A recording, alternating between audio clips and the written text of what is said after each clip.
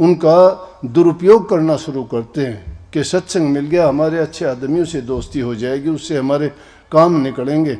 वो काम निकालते हैं तो ठीक है, वो सत्संगी है। जिस दिन वो नहीं होंगे उसी दिन वो छोड़ के चला जाएगा, क्योंकि वो सत्संग के लिए नहीं आया, भक्ति के लिए नहीं आया, जीवन सुधार के लिए नहीं आया, वो स्वार्थ के लिए आया, लालच के लिए आया। उसका लालच पूरा हुआ नहीं, इसलिए उसका वहाँ रहना है भी नहीं। जब तक वो रहा तब तक भी उसकी यही भावना रही। जो भक्ति के लिए आता है उसको इन चीज़ों की परवाह नहीं किया करता। अब सत्संग में आने से कोई चीज़ सत्संग में आपको आने से रोकती नहीं है। रोकती है कौन? तुम्हारी मान बढ़ाई, तुम्हारी झूठा अहम रोकता है। तुम दिखावा कुछ करते हो, करते कुछ हो। कैसे? और लेकिन ये भी है कि पल्ले गांठ लगा लो, उसका कहने का मतलब ये कतई तात्पर्य नहीं है कि आप सबको छोड़ दो। नहीं, सब की सब बातें धर्म का पालन करने के लिए हैं। कबीर साहब कहते दया राख धर्म को पाले, भक्ति का सच्चा स्वरूप कहते हैं। दया राख धर्म को पाले, जग से रहे उदासी, अपना सा जीव सबन का जानता है मिले अविनाशी। सारी भक्ति का जो निचोड़ था इन दो लाइनों में कर दिया। दया दिल में होनी चाहिए, धर्म का पालन करना चाहिए। अब धर्म का पालन क्या है? आप धर्म सोचते हो कि कोई बुद्ध को मानता है, कोई जैन को मानता है, कोई राधा स्वामी मानता है, कोई धन धन सतगुरु को मानता है, कोई हिंदू धर्म को मानता है, कोई और अनेक धर्म है, कोई जैन धर्म को मानता है। कितने धर्म हैं? उन धर्मों को धर्म ना समझो। धर्म क्या है? इंसान का धर्म है कि जिस जगह पर वो है उस जगह पर, जिस रूप में, जिस पद पे वो है, जिस संबंध से वो जुड़ा हुआ है, उसमें रहते हुए उन कर्तव्यों को सच्चाई के साथ पूरा करता रहे। अगर बेटा है तो बेटे के रूप में, अगर आप शिष्य हो तो शिष्य के रूप में, गुरु है तो गुरु के रूप में, स्त्री है तो स्त्री के रूप में, बहन भाई पत्नी जो भी हमारे नाते हैं उसी नाते के अनुसार हम सच्चाई के साथ काम करते रहें।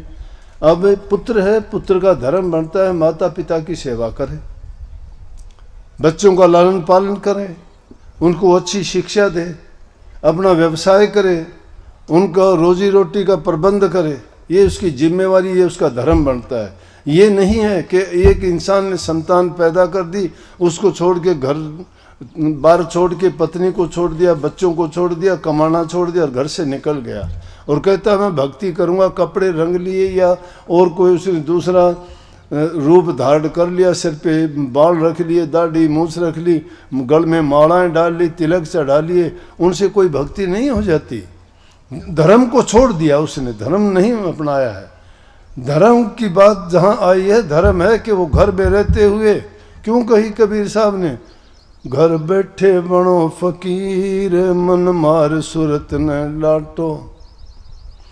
मन को रोकना है, घर बैठे ही फकीर हो आप, उस धर्म का पालन करो। लेकिन धर्म का पालन, जैसे हम किस लिए कई बार अपने धर्म को त्याग देते हैं, कहते हैं कि हाँ मेरा घर में काम है, मैं उसकी माँ बाप की सेवा करता हूँ, बच्चे छोटे हैं, मैं सत्संग में नहीं आ सकता, बाधा है। लेकिन ये भी ना सोचो कि जो तुम्हारे सत्संग में रुकावट डालता है, तुम्हारे कार्य में रुकावट डालता है, वो तुम्हारे साथ निभाने वाला नहीं है। तुम्हारा साथ तो सत्संग ने, तो शुद्ध विचारों ने, गुरु के ज्ञान ने और तुम्हारी करनी ने निभाना है, और कोई चीज़ आपका साथ नहीं देगी। ये दुनियादारी के साथ जिनको मानते हो, ये साथ छोड़ जाते हैं सारे के सारे।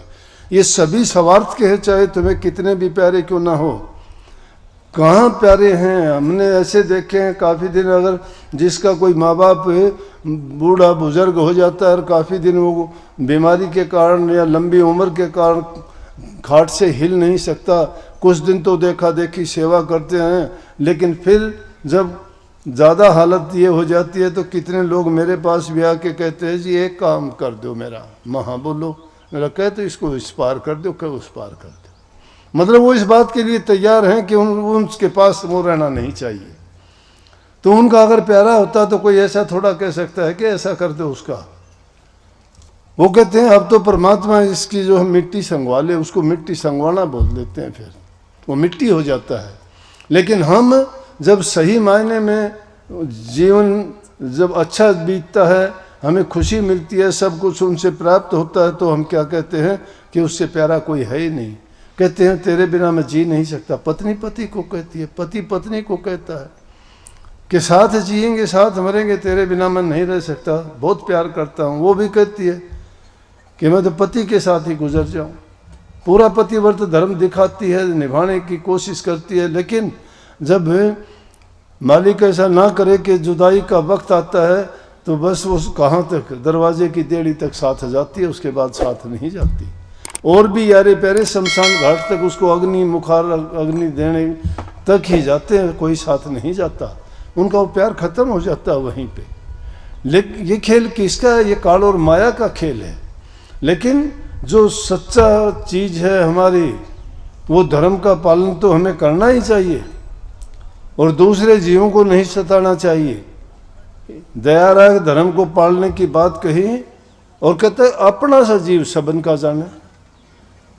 दूसरे के बारे में अगर कुछ तुम बुरा कहते हो, बुरा करते हो, बुरा सोचते हो, उसको तकलीफ देते हो किसी प्रकार की भी, मन से, वचन से या कर्म से, तो समझो कि आप हिंसक हो।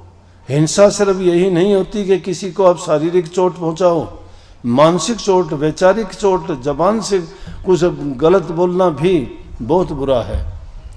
और अगर उससे कैसे बचना, उससे बचने का उपाय यह है कि जैसा उसके साथ बर्ताव करो तो किसी से एक बार ये सोच भी लिया करो कि तुम्हारे साथ अगर ऐसा बर्ताव हो तो तुम्हारा क्या हाल होगा। क्या हम उस चीज़ को बर्दाश्त कर पाएंगे? अगर हम बर्दाश्त नहीं कर पाएंगे तो दूसरे के साथ ऐसा व्यवहार हम क्यों करते हैं? हमें ऐसा नहीं करना चाहिए। ये है कि दूसरे को, जीव को किसी प्रकार का दुख ना दे, उसको अपना जैसा ही समझे। अपने जैसा समझने का मतलब, जो पीड़ा तुम नहीं बर्दाश्त कर सकते तो वो कैसे करता होगा। तुम किसी को गंदा मंदा बोलते हो, अगर वो तुम्हें बोल दे तो तुम नहीं कर सकोगे। इसलिए ये कबीर साहब कहते हैं कि भक्ति करने का ये सबसे आसान तरीका है। अगर अकेले आप कहते हो कि मैं नाम का सुमरण करता हूँ, ध्यान करता हूँ, अभ्यास करता हूँ, एकांत में बैठता हूँ, उस एकांत में बैठ के अगर तुम दुनियादारी की बातों को याद करते हो तो कहाँ भक्ति की बात। अगर उनमें एकांत में बैठ के भी दूसरे आदमी की कही हुई बातों को ख्याल में आती हैं तो ध्यान कहाँ लगता है? किसका ध्यान लगता है?